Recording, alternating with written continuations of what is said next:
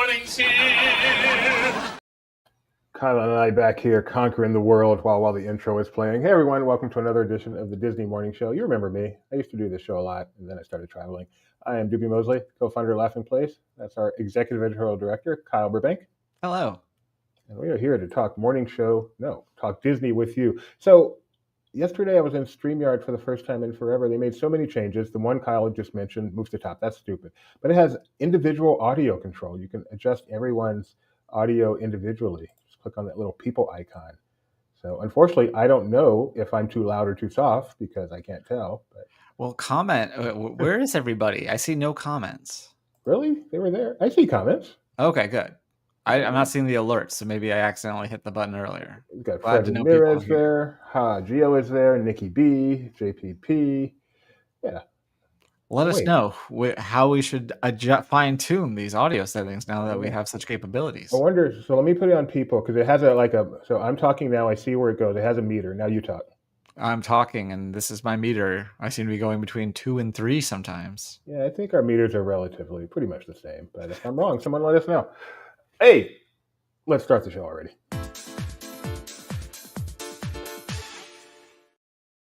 Take a look at the Disney stock price. I am disappointed. Every time I'm on a long hiatus and I come back and they haven't changed the cover, I am disappointed. Come on. Disneyland's 70th something. We're a week away. All right, the last stock price yesterday was $123.19. Today we were at $122.57. Which is it's so bad he lost the ability to speak. Actually, I was speaking Joey French, so stop insulting me. 122.57, down a little bit. Not that big a deal. Hey, Xavier, let's keep going.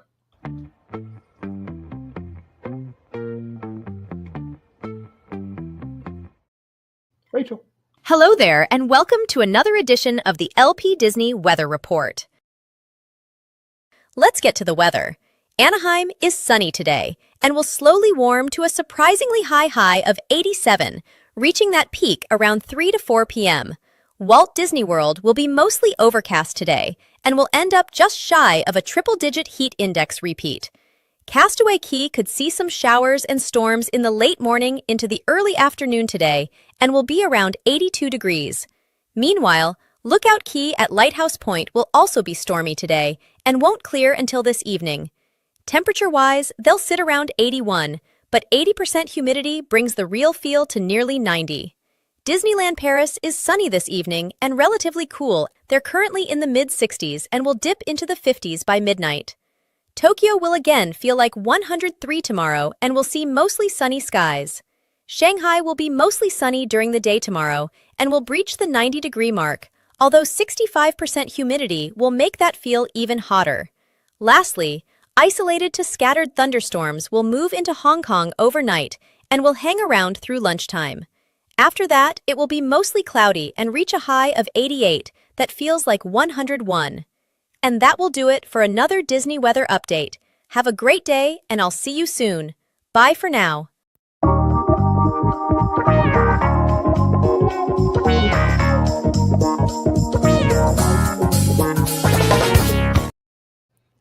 Can we turn down the videos? Apparently that's a thing we need to do. Oh. So you had something you were going to, because Rachel was weird today. There was no song. So for the first time ever, the generated song was too annoying even for me. No. And I had to cut it. You must It put was that. supposed to be Blondie's one way or another, but the getcha's got me. Kyle, there is a reason people want to be LP members. That has to end up in the Discord later today. I'm a paying member of Laughing Place. I am paying myself, but letting Google take 40%. I want to see that video. It's coming.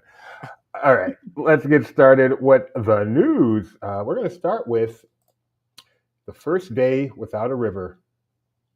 Did you see Park Talk yesterday? I did. I made you and Rebecca both break, and I was very proud. Mike Celestino came to us live from Disneyland, and he went to Tom Sawyer Island just so he could troll Jeremiah, and it was beautiful. Wonderful thing. All right, so one of the things they changed was the train, because The train is still running, but now it's running just back and forth between the Main Street and Fantasyland. I get so confused. So Yeah, I think so. so it runs forward to Main Street and then back to Fantasyland, and forward to Main Street and back to Fantasyland. But they know that people can't necessarily. That is not what I meant to do. Can't necessarily ride backwards, so they actually make seats in both directions. So that's kind of nice. Very thoughtful of them. With this weird middle seat that you can't access and might make like a nice sleeping bench or something, but that's not what it's for. So Jeremiah took the train. He put up a video of said train, and surprised, they've actually made some changes to the train audio. It's still mostly the same when it's traveling forward, but when it's traveling backwards, they've added a welcome addition. Wouldn't you say, Kyle? Sure. Let's see if we can hear a little bit here.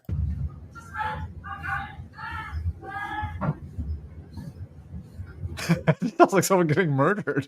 Wanna go fast, Stitch? Why not race across the grid with Team Blue on Tron Light Cycle Run? Team Blue? Stitch is blue. Stitch, I think you'd make a wonderful addition to the grid. Well, would you look? The collab we always needed. Stitch is now a part of the Disneyland Railroad. So you can go watch that entire video and get all your Wait, Stitchness. should we be writing a Disney teases Stitch Tron overlay article? Oh, I don't think that's clickbait. I think based on that video and that overlay, that's a real possibility. It's just one train man's opinion, apparently. Yeah, no, that's stupid. I don't like the Stitch narration. I know that they must have worked on this a while ago, so it's not just part of this Stitch overdose that's going to be upon us. It's not like if the movie flopped, it still would have been there, presumably, because I have to imagine they did this a while ago, but maybe I'm wrong. They may have done it, but that doesn't mean they would play it if the movie actually flopped. But the movie was one of the top movies of the year. They're reading out the sequel. I also have this theory that if they just plow ahead, they can turn anything into a hit retroactively. Like Princess and the Frog wasn't that big of a hit, and now it's everywhere. And if they would have just built Atlantis, we'd think more highly of that movie today. So what do you think? You're not happy, though, with Stitch coming to the Disneyland Railroad. This isn't your favorite thing. It's not my favorite thing. And the voice itself is a little much. Like Jeremiah was saying, it doesn't sound like Chris Sanders. I am far more bothered by this than I am the removal of the rivers and all of that and bringing in cars. This is just not a great idea, in my humble opinion. So let's move on. Yesterday's Parks Talk was a great preview for winners and losers at the end of the week. That is for dang sure. You know what I like more than Stitch on the Disney? Is it a mobile zombies activation at Disney Springs? That I like so much more. So yeah, this is we had a dance party. Jeremiah requested that I retitle it to Activation. So this is a Zombies 4 Activation, where there's this roaming cart thing where she plays some music, she talks, tries to get people hyped up for Zombies 4, which airs July 10th on Disney Channel and will be available next day on Disney Plus.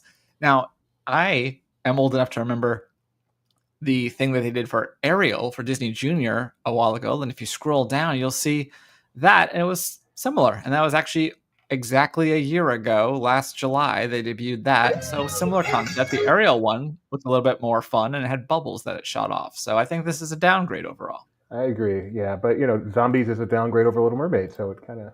Well, this isn't Little Mermaid. This is the Ariel Disney Junior show. So that's. Is it not the same character? I mean, it's the same character, but I'm saying it's not the movie. It's the. Okay, so maybe it's still. I stand by what I said. Darn it. Fair enough. Anyway, that'll be available daily through August 2nd, every hour on the half hour from 5:30 to 9:30 p.m. So if you can decipher that message like a LA parking sign, then you can go see this show. And if you are a zombie and among the undead, you may have trouble getting married. Well, that's okay. At least you can take advantage by using the single rider line that is returned to Indiana Jones Adventure. That was a reach and a half, but I'm determined to segue every segment today. So it has been unavailable in recent years. It's not the first time. It was available years ago, but it has not been available in recent years. What you do is you collect your pass from a cast member, head up the exit where you're stopped just before the pre-show and merged into the regular line. Once you get through the pre-show, you get to the double stairs, then you're directed to the left and separated from the regular guests again. When you reach the loading platform, You are then thrown onto a random vehicle wherever you fit. So parties will be broken up. Mike waited only 10 minutes for Indiana Jones this way, although I don't know what the regular queue was And listed it at. probably broke down 5 times during that time. So yay for single rider lines. Yay for our single zombies out there. And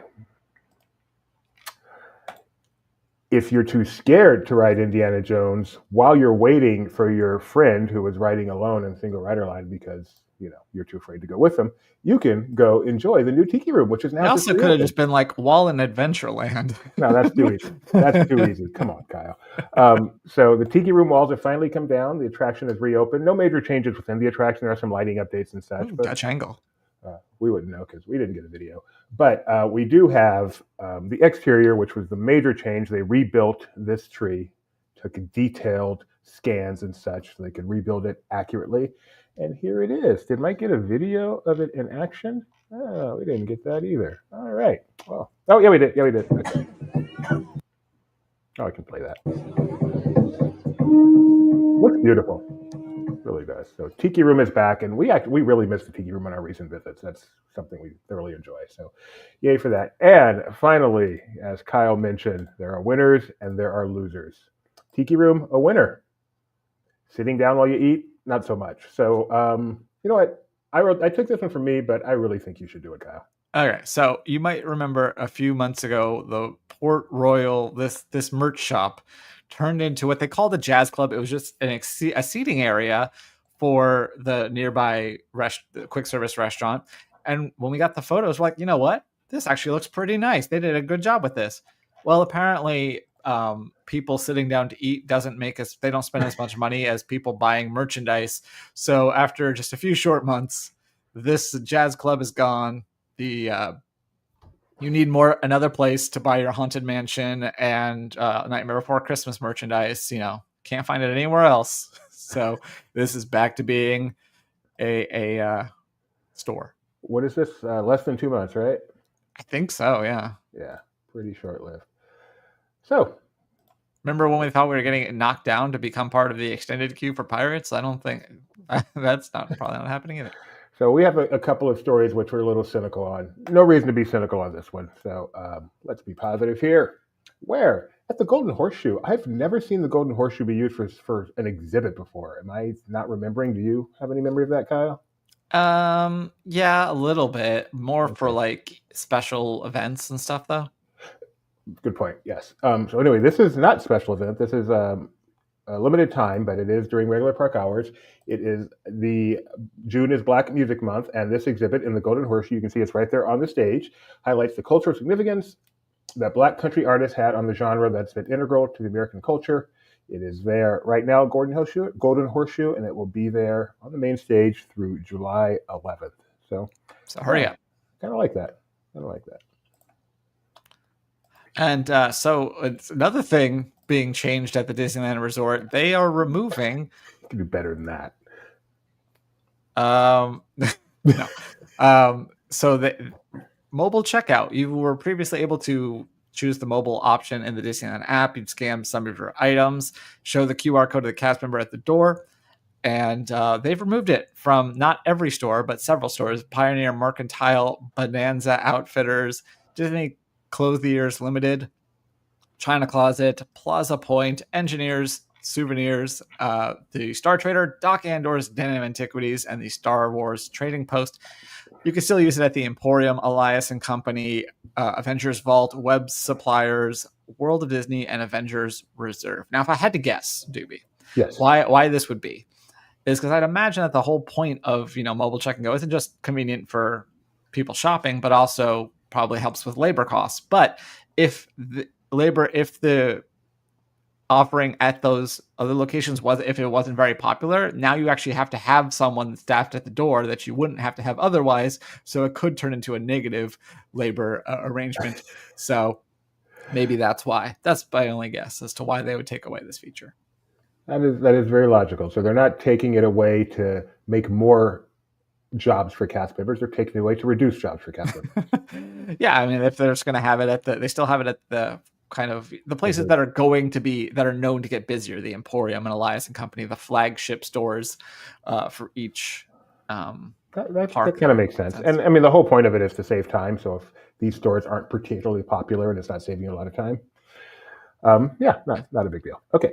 Another change. Speaking of apps being updated, Walt Disney World, with the Rivers of America gone, they've updated their app instantly. Now trees have grown over the rivers, and this isn't just in the app. You can also find it in the physical copy of the map as well, which we went ahead and got. So yeah, you just see a big chunk of Frontierland out there in the corner missing. Wow. And it'll stay that way for probably years.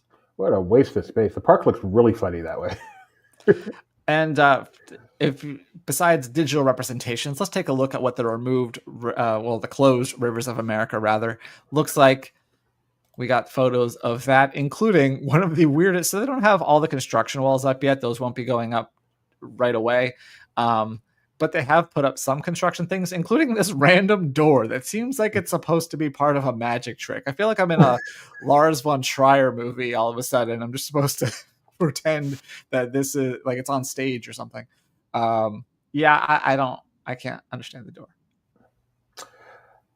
I put it in our thumbnail just because it makes me laugh. It is a locked door, right? Yeah, it's got a code there. Yeah. So I presume. So I think if you're just looking at it like this, it just seems like a random door, but there is a pathway there that it's blocking. So there might be reasons why cast members need to go down there, but it's just a funny visual to just have this. And like, not just, a little gate or something, but a fully built door inside of a frame that they bothered to erect as well. Just a funny thing. What the heck? Maybe it's teasing the Doors coaster coming to Hollywood Studios.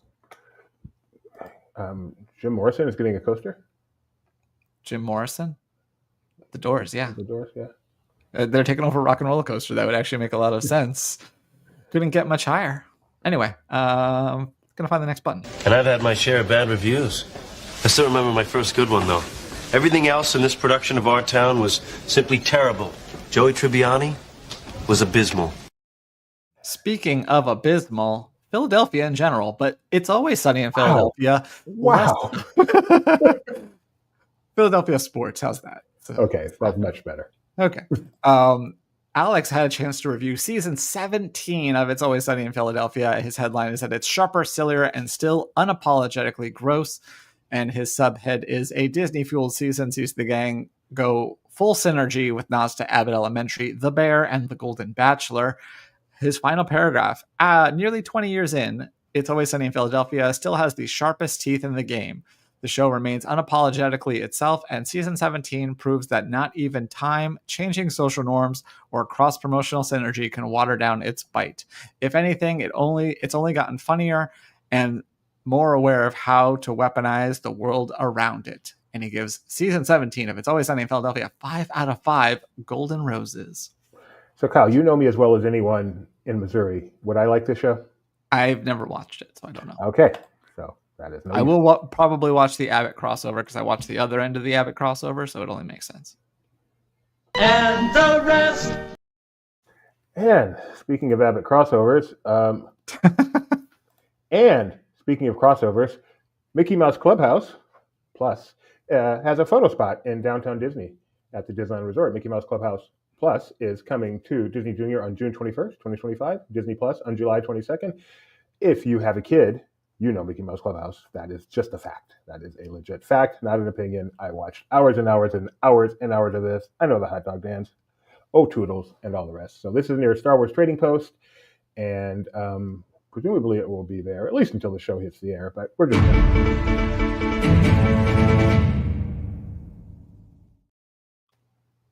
You won't like It's Always Sunny in Philadelphia. Thank you very much, Tony. Tony knows me as well as anyone in the entire Lake Buena Vista district. All right. And did I take this one too? Of course I did. Yeah, you're obligated. I'm obligated. So I don't know why this wasn't at Essence Fest. I don't think I missed it. Seems like it would be a good announcement for that. Yeah. It was like the next day. Then maybe you would actually have some information. Yeah, maybe I missed it, but I don't think so. Anyway, Waiting to Exhale, which I've seen, and I'm pretty sure a whole lot of people like me have seen, a 1995 movie starring just a group Whitney of Houston. divas. Yeah, Whitney Houston's there. and 3 other people whose name I should know, but I certainly know their work. Anyway, they're doing a concert. Disney Concerts is announced a concert based on this film coming this fall. That's all we know. But this is a film with the black cast and music by an all-black artist. And yeah, that's all we know. But it was announced the day after Essence Fest. Sorry.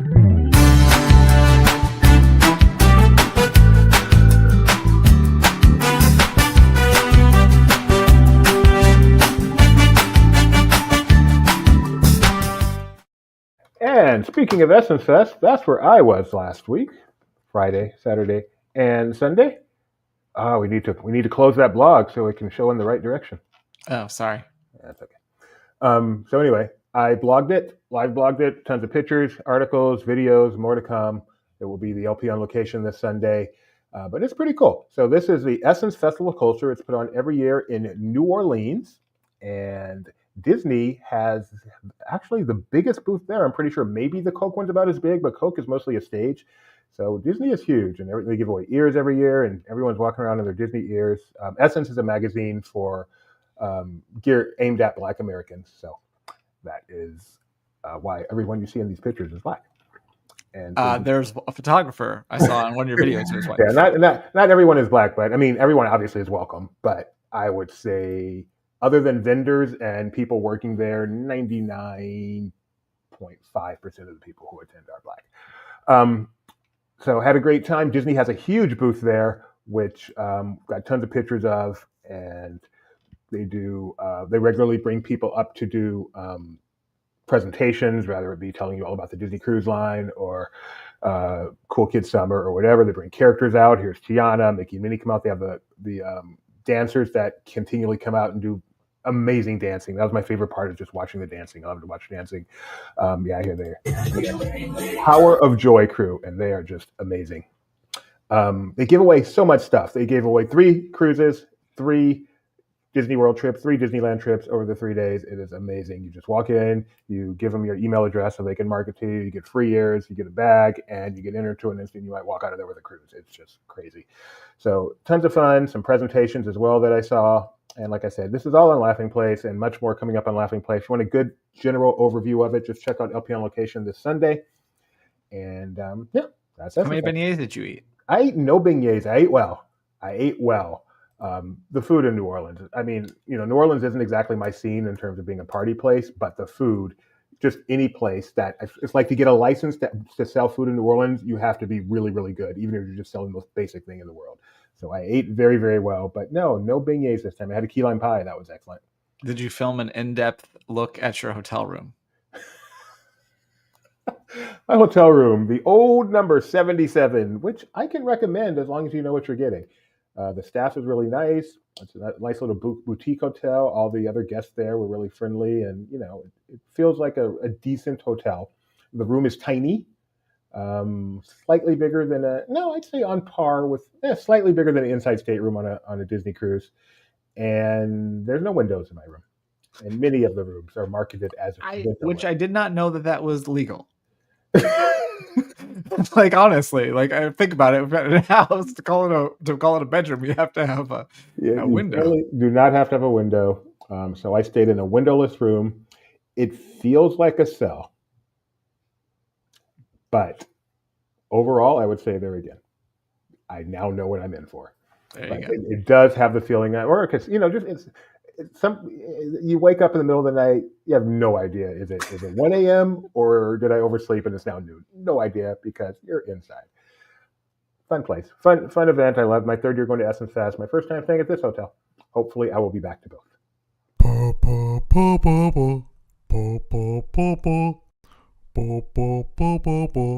The fun stuff. Well, for today's fun stuff, we're going to do a segment I like to call Barely Barely. So first up in Barely Barely, we're going to take a look at the Peg Leg Pete shoulder plush, now available from Disney Store. So if you're not familiar with these shoulder plushes, the way it works is you have like a little base magnet that goes under your shirt or strap or whatever you want to use, and then it sits on top. So it just sits on your shoulders. You could have a little bird on your shoulder. Peg Leg Pete, you might recognize, is going to be part of the Beak and Barrel Lounge, which is coming to Magic Kingdom. So we can get ahead of this is your chance. You missed out on the Orange Bird craze. Ground level with Peg Leg Pete. Get on that hype train and pick this up for $24.99 on Disney Store. And if you do, be sure to go through Laughing Place and get us a little commission, and we appreciate you. Meanwhile, over at Disney California Adventure, Mike spotted some Grizzly River Run, no longer Disney River Rapid Run, because this is, that was 20 years ago, and some merchandise. They have some shirts, some sweatshirts, and a towel. And you'll notice on one of the sweatshirts, as Doobie goes through this, it says River Guide Roger right there. But you'll notice it says you can personalize it. So it doesn't have to say River Guide Roger. You can make it say whatever you want. Pond Guide Roger or Ocean Guide Roger? Yeah. Cool. I think so. Yeah, nice. So you can find that at Disney California Adventure. No apostrophe S. Not anymore.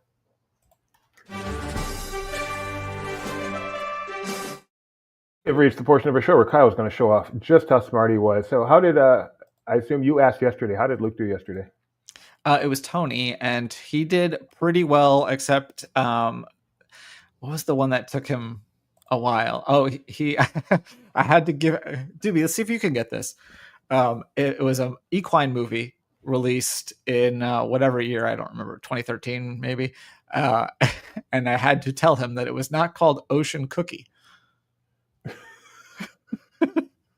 I got it even before that. It is Seabiscuit. Yes. But that is funny. Okay. He also got a good one before that on Friday when I asked him about Phenomenon, and my clue was do. That's a good. Perfect clue. There is no other clue for that. On this day in 1964, a movie came out. I doubt. I'm sure you've heard of it. You may not know anything about it. So I'll tell you what I know about it. It stars Haley Mills and Eli Wallach, and it is about a jewel thief hiding on the island of Crete. It is a Kaplan. Didn't we have a Haley Mills one yesterday? Summer or whatever. She's done Dumber Magic, yeah. The year before, I think. Anyway, I don't know. The Moon Spinners. Yeah, I never heard of it. Never even heard of it. I'm shocked. I don't think so. I mean, maybe in a Disney Trivia Live, Kaplan Family Classic context, but. On this day in 2008, an international hotel opened.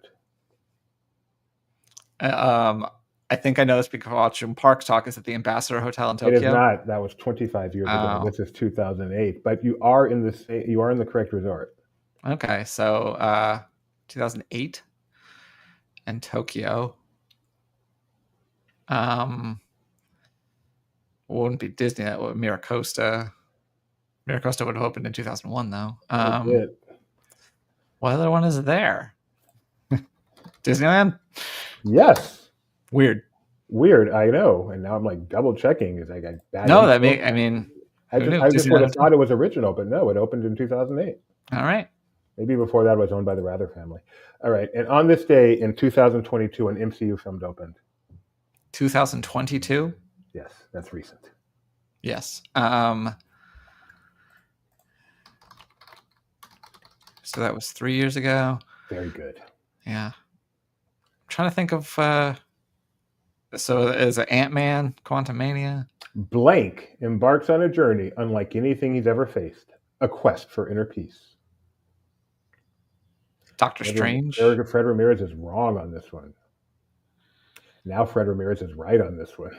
It is Thor, Love and Thunder. Okay. Yeah, I thought sure that'd be easy. Fun fact, I still haven't watched that movie in English. You watched it in Japanese? Nope, French. I was in France when it came out, and so we watched it in French just to make sure we didn't get spoilers, but I never actually went back and watched it in English. In a theater? In a theater at Disney Village. The Gaumont, I believe it is. Oh, it didn't even have English subtitles for you? No. Sometimes really? they do. We saw Spider-Man in English.